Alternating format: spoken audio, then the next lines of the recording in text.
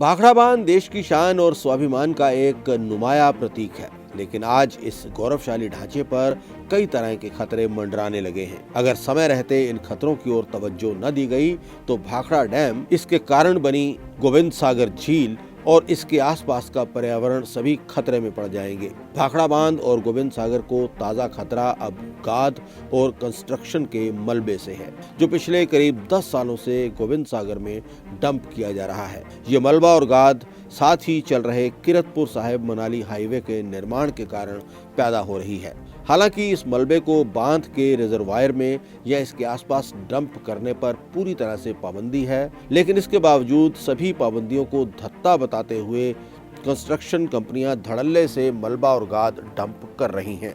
Dumping का ये काम इसी तरह से चलता रहा तो इससे न केवल गोविंद सागर की फिश पॉपुलेशन पर असर पड़ेगा, बल्कि यही गाद आगे जाकर भाखड़ा डैम को भी क्षति पहुंचाएगी। गोविंद सागर के आसपास का क्षेत्र भी पर्यावरण की क्षति से बच नहीं पाएगा। नेशनल हाईवे के निर्माण के कारण मलबा और गाद का निकालना तो लाजमी है, पर इसके साथ साथ इसकी डंपिंग के लिए भी कायदे कानून हैं। डंपिंग के लिए नेशनल हाईवे के साथ कुल 25 स्थानों को नियत किया गया है। कंस्ट्रक्शन कंपनियां इन 25 स्थानों पर ही कुछ एहतियात और सावधानियों के साथ यहां मलबा इत्यादि डंप कर सकती हैं। ये सभी साइट्स गोविंद सागर से ज्यादा दूर नहीं हैं। यही वजह है कि इन साइट से भी मलबा लुढ़कता हुआ गोविंद सागर में पहुंच रहा है।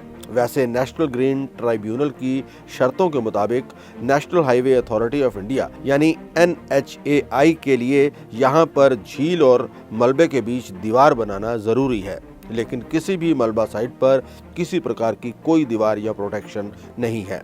पर्यावरणवादियों का ये भी कहना है कि मलबा डंपिंग के कारण गोविंद सागर में गिरने वाले कई झरने और छोटे नाले पूरी तरह से ब्लॉक हो गए हैं। इसका सीधा असर झील के फ्लोरा और फौना पर देखा जा सकता है। ये पहला मौका नहीं है जब NHAI पर पर्यावरण संरक्षण नियमों का उल्लंघन करने के आरोप लगे हैं।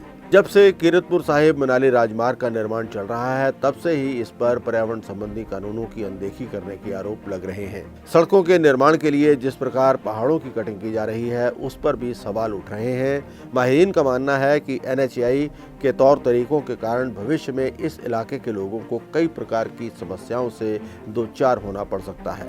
साल 2017 में तो इन उल्लंघनों के कारण नेशनल ग्रीन ट्राइब्यूनल ने NHAI को परियोजना पर काम बंद करने की चेतावनी दे दी थी। एनवायरमेंटलिस्ट का कहना है कि मलबे की डंपिंग को लेकर बाकायदा गाइडलाइंस बनाई गई हैं, लेकिन ना तो NHAI और ना ही कंस्ट्रक्शन कंपनियां इनका अनुसरण करती हैं। मलबा सिर्फ नियत स्थानों पर ही फेंका जा सकता है। इसके अलावा भी दर्जनों ऐसे स्थान हैं जहां मलबा डंप किया जा रहा है। एक अनुमान के मुताबिक मलबा डंप करने की साइट्स की वास्तविक संख्या नियत स्थानों से तिगुनी से भी ज्यादा हो सकती है। मलबा डंपिंग की ये साइट्स किरतपुर साहिब से लेकर मनाली तक फैली हुई हैं, यानी नुकसान केवल गोविंद सागर का ही नहीं हो रहा है, इस रास्ते पर आने वाली सभी वाटर बॉडीज को भी हो रहा है। मंडी आउट सेक्शन पर भी हाईवे निर्माण का काम चल रहा है। यहाँ भी सड़क किनारे मलबा देखा जा सकता है। ये मलबा भी साथ बहती ब्यास नदी में पहुँच रहा है। इस प्रकार की पूरी तरह से गैरकानूनी गतिविधियों को रोकने के लिए NGT तो असफल है ही, स्थानीय प्रशासन भी आंख मूंद कर सो रहा है। हालांकि स्थानीय प्रशासन अगर चाहे तो न केवल मलबा डंपिंग रोक सकता है, बल्कि उल्लंघन करने वालों के खिलाफ कार्रवाई भी कर सकता है।